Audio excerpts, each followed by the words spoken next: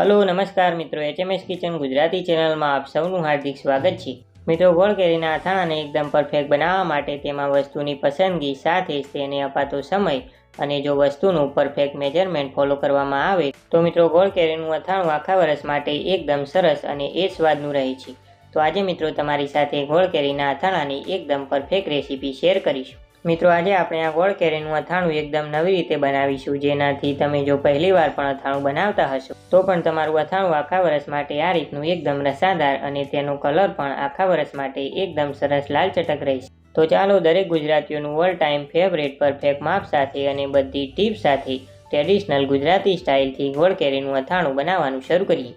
जो मित्रों तमने आ रेसिपी पसंद आवे तो विडियोने एक लाइक जरूरथी करी देजो अने मित्रों विडियोने वधुमां वधु शेर करजो।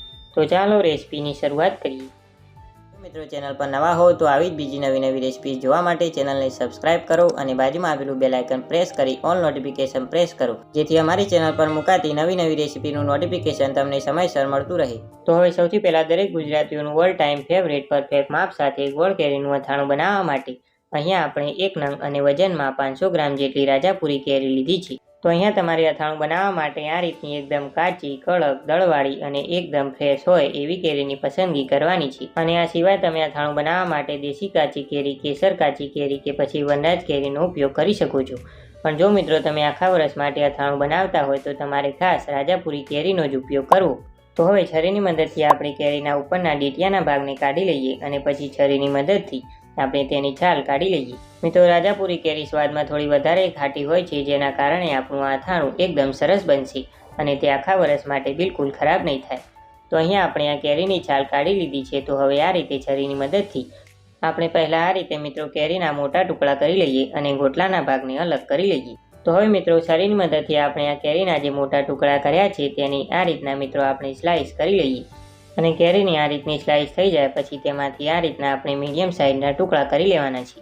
તો અહીંયા મિત્રો તમારે અથાણું બનાવવા માટે કેરીના આ રીતના મીડિયમ સાઇઝના ટુકડા કરવાના છે, એટલે કે તેના વધારે નાના કે પછી વધારે મોટા ટુકડા નથી કરવાના। અને મિત્રો તમારે ખાસ કેરીને પાણીથી સારી રીતે ધોઈ પછી તેને કપડાની મદદથી લૂછીને પછી જ મિત્રો તમારે તેની છાલ કાઢી તેના આ રીતના ટુકડા કરવાના છે। તો અહીંયા મિત્રો લગભગ થોડી જ વારમાં તમે જોઈ શકો છો કે આપણે કેરીના આ રીતના મીડિયમ સાઇઝના ટુકડા કરી લીધા છે। તો હવે આ કેરીના ટુકડાની અંદર આપણે 1 નાની ચમચી જેટલો હળદર પાવડર ઉમેરીશું અને સાથે આપણે તેની અંદર 1 મોટી ચમચી જેટલું શેકેલું મીઠું ઉમેરીશું। અને અહીંયા મિત્રો તમારે ખાસ મીઠાને પહેલાં શેકીને પછી તે સારી રીતે ઠંડુ થાય પછી જ તમારે તેનો ઉપયોગ કરવાનો છે। તો હવે મિત્રો આપણે આ રીતે ચમચીની મદદથી તેને હાથ લગાવ્યા વગર હળદર અને મીઠાને એકદમ સારી રીતે કેરી સાથે મિક્સ કરી લઈએ। તો તમે તેને ચમચીની મદદથી મિક્સ કરી લો પછી તમારે તેને આ રીતે ઉછાળીને પણ મિક્સ કરી લેવાનું છે, જેથી હળદર અને મીઠું આપણી કેરી સાથે એકદમ સારી રીતે કોટ થઈ જાય। તો અહીંયા મિત્રો આપણે આ કેરીને એકદમ સારી રીતે મિક્સ કરી લીધી છે। તો હવે મિત્રો અથાણામાં ઉમેરવા માટે અહીંયા આપણે 6 થી 7 નંગ જેટલી ખારેકને આ રીતની ઝીણી સમારી લીધી છે। તો હવે આપણે તેને ઉમેરી દઈએ અને હવે કેરીની જેમ આપણે ખારેકને પણ એકદમ સારી રીતે ઉછાળીને મિક્સ કરી લઈએ, જેથી હળદર અને મીઠું ખારેકમાં એકદમ સારી રીતે કોટ થઈ જાય।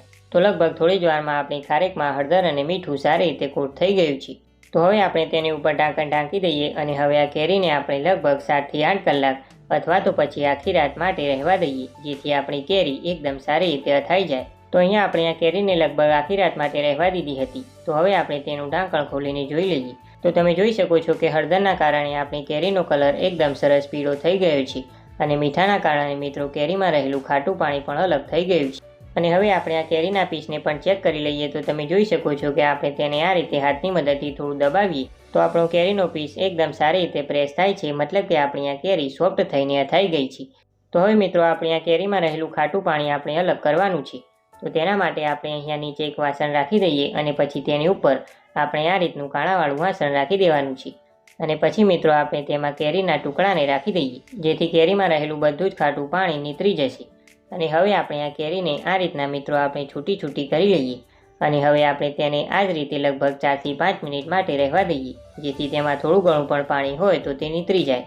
તો અહીંયા આપણે આ કેરીમાંથી લગભગ 4 થી 5 જ મિનિટમાં બધું જ પાણી સારી રીતે નીતરી ગયું છે। તો હવે આપણે આ પાણી નીતારેલા ટુકડાઓને સુકાવવા માટે અહીંયા કોટનનું કપડું પાથરેલું છે। તો હવે આ કોટનના કપડાની ઉપર આપણે આ રીતે કેરીના ટુકડાઓને રાખી દઈએ અને પછી તેને આ રીતે ચમચીની મદદથી મિત્રો આપણે એકદમ છૂટા છૂટા રહે તે રીતે પાથરી લઈએ। તો મિત્રો અથાણાને આખા વર્ષ માટે સારું રાખવા માટે કેરીના ટુકડા સુકાવતા વખતે શું ધ્યાનમાં રાખવું તે ધ્યાનથી સાંભળજો। તો તમારે આ ટુકડાને મિત્રો ઘરમાં જ લગભગ 5 થી 6 કલાક માટે સુકવવા દેવાના છે અને તમારે તેને ખાસ પંખા નીચે કે પછી તડકામાં નથી સુકવવાના, પણ તેને આ જ રીતે ઘરમાં સુકવવાના છે। તો મિત્રો 5 થી 6 કલાક જેવું થઈ ગયું છે અને આ ટુકડાને હાથમાં લેતા જુઓ તો તમે જોઈ શકો છો કે આપણા ટુકડામાં અંદરથી સોફ્ટનેસ છે, પણ આ રીતે હાથમાં લેતા તે એકદમ સરસ કોરા થઈને સુકાઈ ગયા છે।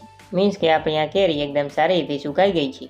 તો હવે મિત્રો આપણે એકદમ પરફેક્ટ માપ સાથે અથાણાનો મસાલો ઘરે જ તૈયાર કરીશું। તો મિત્રો અથાણાનો મસાલો બનાવવા માટે અહીંયા આપણે 1/4 કપ અને વજનમાં 30 ગ્રામ જેટલા રાઈના કુરિયા લીધા છે। તો તમારે રાઈના કુરિયાને મિક્સર જારમાં ઉમેરી મિક્સરને 1 થી 2 વાર પલ્સ મોડ ઉપર ચલાવીને તેને આ રીતના અધકચરા ક્રશ કરી લેવાના છે। અને સાથે મિત્રો આપણે અહીંયા 2 મોટી ચમચી અને વજનમાં 15 ગ્રામ જેટલા મેથીના કુરિયા લીધા છે। તો તમારે રાઈના કુરિયાની જેમ મેથીના કુરિયાને પણ મિક્સર જારમાં ઉમેરી તેને પલ્સ મોડ ઉપર અધકચરા ક્રશ કરી લેવાના છે। અને સાથે મિત્રો આપણે તેમાં 1 મોટી ચમચી જેટલા અને વજનમાં 7 ગ્રામ જેટલા ધાણાના કુરિયા અને સાથે 1 મોટી ચમચી અને વજનમાં 7 ગ્રામ જેટલી લીલી વરિયાળી ઉમેરીશું। અને હવે આ અથાણાના મસાલામાં આપણે 1 નાની ચમચી જેટલી હિંગ ઉમેરીશું। તો અહીંયા તમારે એકદમ ફ્રેશ હિંગનો ઉપયોગ કરવાનો છે। અને સાથે આપણે અહીંયા 8 થી 10 નંગ જેટલા લવિંગ અને સાથે 8 થી 10 નંગ જેટલા કાળા મરી અને સાથે 1 થી 2 નંગ જેટલા નાની સાઈઝના તજના ટુકડા તમારે ઉમેરવાના છે। અને હવે આપણા અથાણાના મસાલામાં ઉમેરવા માટે અહીંયા આપણે 1 કપ અને 125 ml જેટલું તેલ લીધેલું છે। તો આપણે તેલને ગેસ પર એકદમ સારી રીતે ધુમાડા નીકળે તેવું ગરમ કરી લેવાનું અને પછી તેને એકદમ સારી રીતે ઠંડુ કરી લેવાનું। અને આપણું તેલ થોડું ઠંડુ થઈ જાય પછી આપણે તેને મસાલાની ઉપર ઉમેરી આપણે તેની ઉપર ડીશ ઢાંકી તેને 4 થી 5 મિનિટ જેવું રહેવા દેવાનું છે। તો અહીંયા મિત્રો આ અથાણાના મસાલામાં સિંગ તેલ કે પછી સનફ્લાવર તેલનો ઉપયોગ કરી શકાય છે। તો મિત્રો સહેજ એવું ગરમ તેલ આપણા મસાલામાં ઉમેરવાથી આપણા રાઈના કુરિયા અને બીજા બધા મસાલા સારી રીતે સતળાઈ જશે, જેનાથી આપણા અથાણાનો મસાલો એકદમ ટેસ્ટી બનશે। તો હવે મિત્રો આપણે તેની અંદર થોડા બીજા મસાલા ઉમેરીએ। તો તેમાં સૌથી પહેલાં તેમાં 1 નાની ચમચી જેટલો હળદર પાવડર ઉમેરીશું અને સાથે મિત્રો આપણે તેમાં 1 નાની ચમચી જેટલું શેકેલું મીઠું ઉમેરીશું। તો મિત્રો જે રીતે તમને પહેલાં કહ્યું એમ કે મીઠાને એકદમ સારી રીતે શેકી પછી તેને ઠંડુ કરીને પછી જ તમારે તેનો ઉપયોગ કરવાનો છે। અને આપણે આજે બીજા બધા મસાલા ઉમેરીએ છીએ તે તમારે મસાલિયામાંથી નહીં પણ જે આખા વર્ષ માટે તમે જે મસાલા સ્ટોર કર્યા હોય તેમાંથી જ તમારે લેવાના છે। તો હવે મિત્રો આપણે તેમાં 1/4 કપ અને વજનમાં 30 ગ્રામ જેટલું કાશ્મીરી લાલ મરચું પાવડર ઉમેરી આપણે તેને એકદમ સારી રીતે મિક્સ કરી લઈએ। અને સાથે આપણે તેમાં 1 નાની ચમચી જેટલું તીખું લાલ મરચું ઉમેરીશું અને હવે આ મરચાંને પણ આપણે એકદમ સારી રીતે મિક્સ કરી લઈએ। તો આપણે કાશ્મીરી લાલ મરચું પાવડર આ મસાલાની અંદર ઉમેર્યું જેનાથી તેનો કલર એકદમ સરસ લાલ ચટક આવશે અને તે આખા વર્ષ માટે બિલકુલ આ જ રીતનો રહેશે। તો હવે આપણે કેરી અને ખારેકના જે ટુકડા સૂકવીને રાખ્યા હતા તેને હવે આ સમયે આપણે ઉમેરી દેવાના છે। તો અહીંયા આપણે 500 ગ્રામ જેટલા કેરીના ટુકડા લીધેલા છે। તો મિત્રો આપણું 1 કિલો જેટલું અથાણું તૈયાર થશે। મિત્રો ગોળ કેરીનું અથાણું બનાવતા સમયે ગોળની પસંદગી કેવી કરવી તેનો પણ આધાર રહેલો હોય છે। તો અહીંયા મિત્રો આપણે 500 ગ્રામ જેટલી કેરી સામે 400 ગ્રામ જેટલો કોલ્હાપુરી ગોળ લીધેલો છે, જેને આપણે છરીની મદદથી આ રીતનો ઝીણું સમારી લીધો છે। તો મિત્રો તમારે આ અથાણું બનાવવા માટે ખાસ કોલ્હાપુરી ગોળનો ઉપયોગ કરવો, જે વધારે કઠણ પણ નથી હોતો અને દેશી ગોળ જેવો વધારે ડાર્ક કલરનો પણ નથી હોતો, એટલે કે તે આ રીતનો મીડિયમ અને કલરમાં એકદમ સરસ ઉજળો હોય છે। તો આ રીતનો કોલ્હાપુરી ગોળ મિત્રો અથાણામાં ઉમેરવાથી તે એકદમ સારી રીતે અથાણામાં ઓગળી જાય છે અને મિત્રો ગોળમાંથી બિલકુલ પાણી પણ છૂટતું નથી। અને અહીંયા મિત્રો આપણે 100 ગ્રામ જેટલી દળેલી ખાંડ લીધેલી છે। તો તમે આ અથાણામાં 100 ગ્રામ જેટલી દળેલી ખાંડ ઉમેરશો એટલે તેનો રસો એકદમ સરસ પાતળો અને રસાદાર રહેશે। તો મિત્રો તમે ખાંડને જરૂરથી ઉમેરજો જેથી તમારું અથાણું એકદમ સરસ રસાદાર બનશે। તો હવે આ રીતે હાથની મદદથી મિત્રો આપણે બધી જ વસ્તુને એકદમ સારી રીતે લગભગ 2 થી 3 મિનિટ સુધી મિક્સ કરી લઈએ। તો અહીં મિત્રો મસાલા તેલ વગેરે બધું મિક્સ થતું જશે એટલે ગોળ ઓગળવાની શરૂઆત થશે અને મિત્રો તેલ પણ ઉપર આવી જશે અને એકદમ સરસ લાલ ચટક એવું આપણું ગોળ કેરીનું અથાણું તૈયાર થશે। પણ હજુ મિત્રો આપણા ગોળને એકદમ સારી રીતે ઓગળતા લગભગ 3 થી 4 દિવસ જેટલો સમય લાગશે। તો હવે આ અથાણાના મિશ્રણને આપણે એક બીજા મોટા વાસણની અંદર કાઢી લેવાનું છે। તો આપણે આ અથાણાના મિશ્રણને એક બીજા મોટા વાસણની અંદર મિત્રો કાઢી લીધું છે। તો હવે તમારે આ રીતે હાથની મદદથી તેને એકદમ સારી રીતે થોડું થોડું પ્રેસ કરતા જઈને તમારે તેને આ રીતે પાથરી લેવાનું અને હવે આપણે તેની ઉપર ઢાંકણ ઢાંકી દઈએ અને હવે તેને 3 થી 4 દિવસ માટે રહેવા દેવાનું છે। અને મિત્રો આ ઢાંકેલા ઢાંકણને દિવસમાં 1 થી 2 વાર ખોલી ચમચા વડે એકદમ સારી રીતે તમારે અથાણાને મિક્સ કરી લેવાનું અને ફરી પાછું મિત્રો તમારે તેમાં ઢાંકણ ઢાંકી દેવાનું। તો આ રીતે તમારું અથાણું 3 થી 4 દિવસમાં તૈયાર થઈ જશે। તો અહીંયા મિત્રો લગભગ 3 દિવસ જેટલો સમય થઈ ગયો છે। તો હવે આપણે ઢાંકણ ખોલીને જોઈ લઈએ તો તમે જોઈ શકો છો કે આપણા અથાણામાં એકદમ સરસ તેલ ઉપર આવી ગયું છે અને મિત્રો આપણું એકદમ પરફેક્ટ ગોળ કેરીનું અથાણું બનીને તૈયાર છે। તો હવે આપણે તેને આ રીતે ચમચાની મદદથી એકવાર મિક્સ કરી લઈએ. તો ચમચાની મદદથી મિક્સ કરતાં તમે જોઈ શકો છો કે આપણો ગોળ પણ ઓગળી ગયો છે અને મસાલાની એકદમ સારી એવી ફ્લેવર પણ અથાણામાં આવી ગઈ છે અને આપણું એકદમ સરસ લાલ ચટક અને રસાદાર ગોળ કેરીનું અથાણું બનીને તૈયાર છે. તો હવે મિત્રો આપણે અથાણું તો બનાવી લીધું, પણ તેને આખા વર્ષ માટે સ્ટોર કેવી રીતે કરવું તેની રીત પણ તમને બતાવી દઈએ.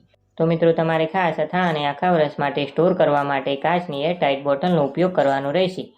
તો મિત્રો તમારે કાચની એરટાઇટ બોટલને પાણીથી એકદમ સારી રીતે ધોઈ પછી તમારે તેને કપડાની મદદથી લૂછી લેવાની અને પછી તમારે તેને તડકામાં લગભગ 2 થી 3 કલાક માટે તપાવી લેવાની અને પછી તમારી બોટલ એકદમ સારી રીતે ઠંડી થાય પછી મિત્રો તમારે તેમાં અથાણાને ભરી દેવાનું અને બોટલમાં ભરતા તમે જોઈ શકો છો કે આપણું અથાણું એકદમ સરસ લાલ ચટક અને રસાદાર બન્યું છે.